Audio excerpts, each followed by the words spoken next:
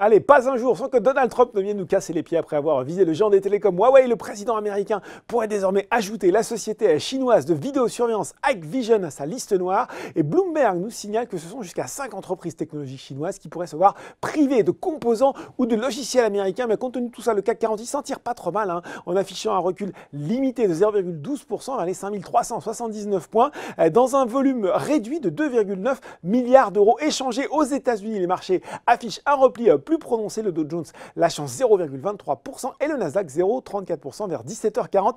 À noter la lourde chute de Qualcomm, moins 11%, jugé coupable d'abus de position dominante aux États-Unis. On surveillera à 20h le traditionnel compte-rendu de la réunion du comité de politique monétaire de la Fed.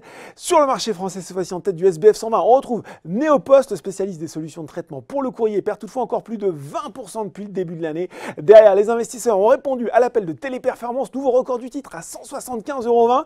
Et c'est grâce à un petit coup de pouce de Morgan Stanley à surpondérer sur l'action. Le département d'analyse de la banque américaine a relevé son objectif de cours de 185 à 200 €, excusez du peu.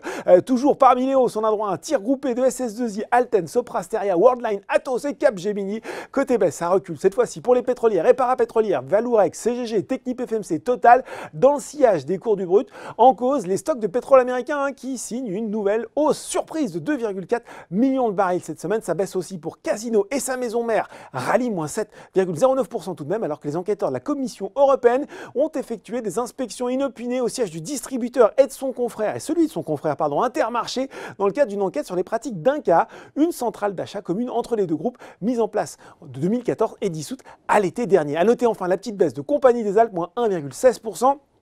Dans la foulée des résultats semestriels, avec un bénéfice net part du groupe de 64,6 millions d'euros, en retrait de 3,6%, à voir en replay l'interview sur Ecorama de son PDG Dominique Marcel.